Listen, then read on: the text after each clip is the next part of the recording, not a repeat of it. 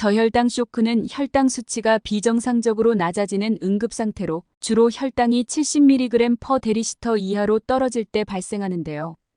뇌와 신체는 포도당을 에너지원으로 사용하기 때문에 혈당이 급격히 떨어지면 심각한 증상이 나타나며 이 상태를 방치하면 의식상실, 경련, 심지어 심각한 상황에 이를 수 있습니다.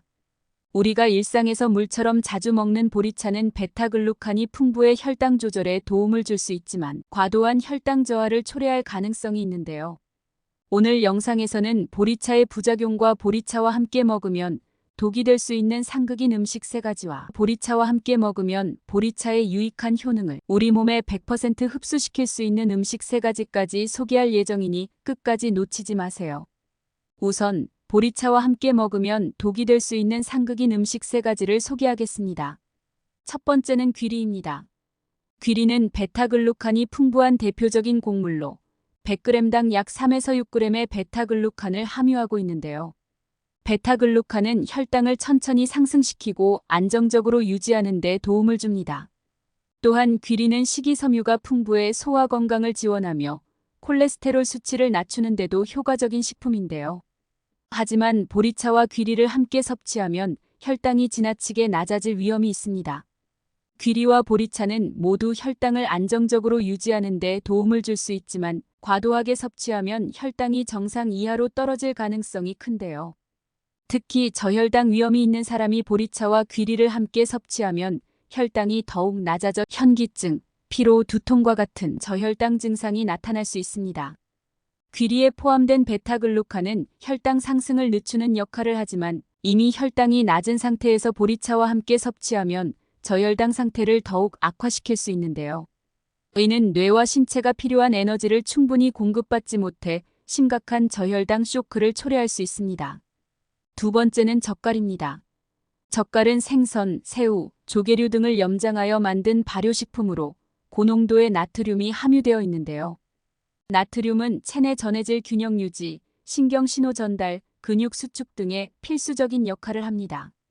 또한 발효 과정에서 생성되는 유익균은 소화와 장 건강에 도움을 줄 수 있는데요. 그러나 젓갈은 나트륨 함량이 매우 높아 과도하게 섭취할 경우 건강에 부정적인 영향을 미칠 수 있습니다. 보리차와 젓갈을 함께 섭취하면 이뇨작용으로 인해 체내 수분 배출이 증가하는데요. 보리차는 체내에서 소변 배출을 촉진하는 특성이 있으며 젓갈을 섭취하면 나트륨 농도가 급격히 높아져 체내 수분이 빠르게 배출될 수 있습니다. 이로 인해 탈수 증상이 나타날 가능성이 높아지고 갈증이 심해질 수 있는데요.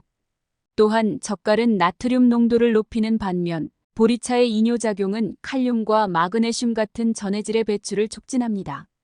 이로 인해 체내 전해질 균형이 무너져 근육경련, 피로, 두통 등의 증상이 발생할 수 있는데요. 더불어 젓갈을 먹으면 갈증이 유발되는데 이때 보리차를 마시면 체내 수분이 충분히 보충되지 않고 오히려 더 빠르게 소실될 가능성이 있습니다. 세 번째는 미역입니다. 미역은 철분이 풍부한 해조류로 100g당 약 2.2mg의 철분을 함유하고 있는데요. 철분은 체내에서 산소를 운반하는 적혈구 형성에 필수적인 미네랄로 빈혈 예방과 에너지 유지에 중요한 역할을 합니다. 또한 미역은 요오드, 칼슘, 식이섬유가 풍부하여 갑상선 건강, 뼈 건강, 장 건강에 도움을 줄 수 있는 훌륭한 식품인데요. 그러나 보리차와 미역을 함께 섭취하면 문제가 생길 수 있습니다. 보리차에 함유된 피틴산은 철분과 결합하여 불용성 화합물을 형성하기 때문에 체내에서 철분이 흡수되지 않고 배출될 가능성이 높아지는데요. 특히 미역에 포함된 철분은 식물성 철분의 형태로 동물성 철분보다 흡수율이 낮습니다.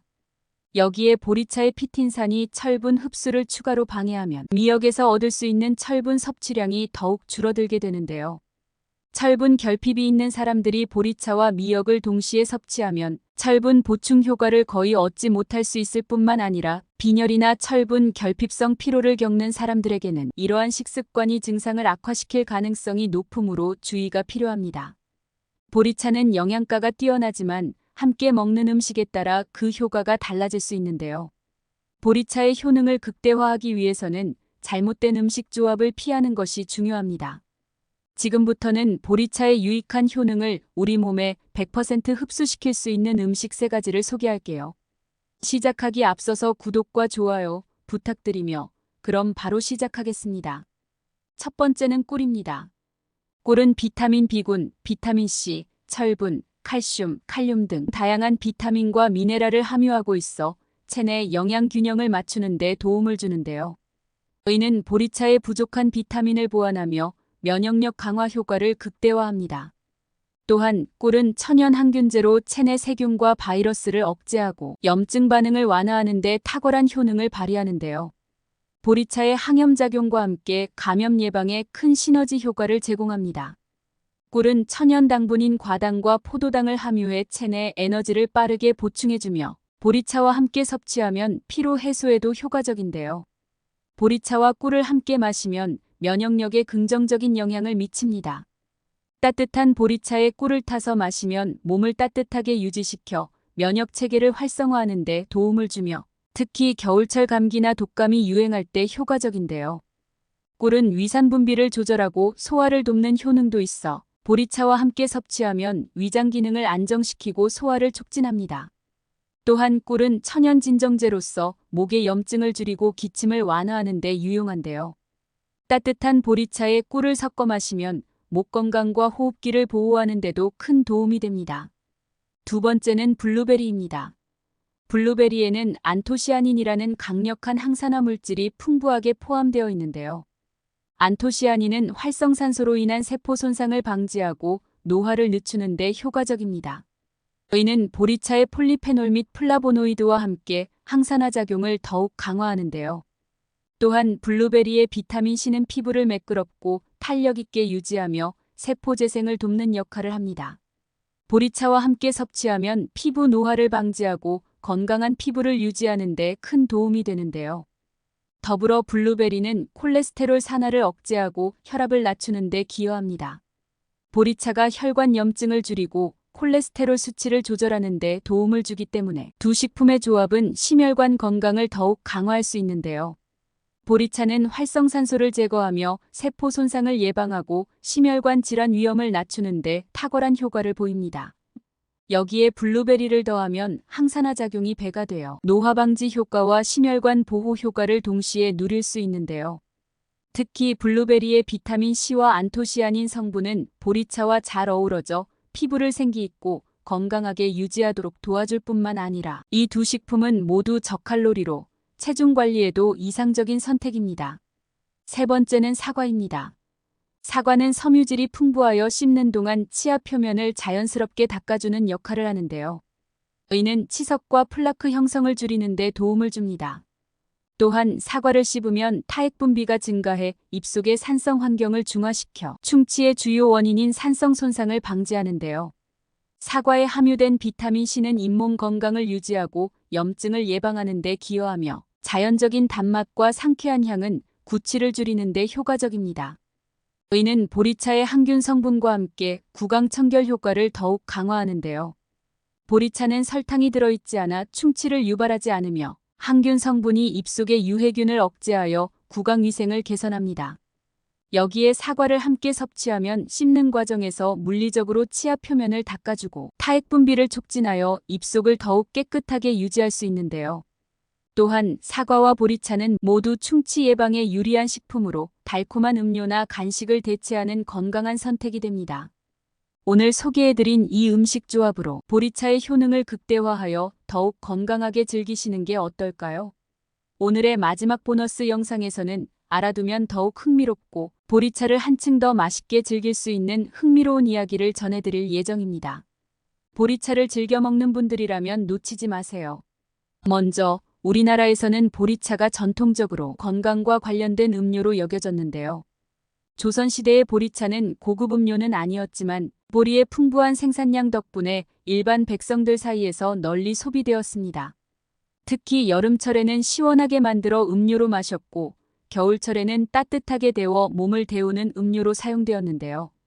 보리차는 우리의 밥상에서 물을 대체하는 음료로 자리 잡아 오늘날까지도 식사와 함께 즐겨 마시는 문화가 이어지고 있습니다.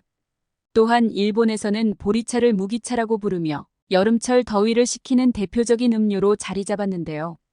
일본에서도 보리차는 가정에서 간단히 만들어 마시거나 상업적으로 판매되는 병음료로 소비되고 있습니다. 일본인들은 차가운 보리차를 좋아해 주로 여름 음료로 즐기며 어린아이들에게도 카페인이 없는 안전한 음료로 권장하는데요. 더불어 보리차는 카페인이 전혀 들어있지 않아 어린아이부터 노인까지 누구나 마실 수 있는 음료입니다. 이는 커피와 녹차, 홍차와는 달리 수면에 영향을 미치지 않으므로 밤에도 안심하고 마실 수 있는데요. 우리나라에서는 식사 후 디카페인 음료로 인기가 많아 많은 가정에서 정수기를 대신해 보리차를 끓여 식수로 사용하기도 합니다. 또한 보리차는 전통적으로 집에서 직접 볶아 만든 차로 시작했지만 현대에 들어와서는 티백 형태나 병음료로도 쉽게 구할 수 있게 되었는데요. 특히 최근 건강음료로 주목받으며 해외에서도 우리나라와 일본 스타일의 보리차가 인기를 끌고 있습니다. 한류 열풍과 함께 보리차는 K푸드의 일부로 알려지며 세계 시장에서 사랑받는 음료가 되었는데요. 최근에는 보리차가 단순한 음료를 넘어 건강음료로 재발견되고 있습니다. 보리는 항산화 성분, 식이섬유, 비타민, 미네랄이 풍부하며 보리차는 이를 우려내 마시는 간단한 방법으로 건강을 챙길 수 있는 음료로 각광받고 있는데요. 특히 소화 개선, 체중 관리, 혈당 조절 등 다양한 건강 효능이 입증되면서 웰빙 음료로 자리 잡았습니다. 더 나아가 우리나라에서는 어린아이들에게 보리차를 주며 물이 아니라 보리차를 마셔야 건강해진다는 이야기가 전해지곤 하는데요. 이는 실제로 보리차가 물보다 더 풍부한 미네랄과 항산화 성분을 함유하고 있어 나온 말로 과학적으로도 어느 정도 타당성이 있습니다. 이와 더불어 보리차를 마시면 속이 따뜻해지고 소화가 잘 된다는 이야기도 많은 우리나라 가정에서 전해 내려오는데요. 또한 과거에는 보리차가 단순히 음료로만 소비된 것이 아니라 보리차를 끓이고 남은 보리를 다시 활용해 죽이나 밥에 넣어 먹는 문화도 있었습니다. 이는 자원을 아끼던 농경사회의 지혜를 보여주는 한 예인데요.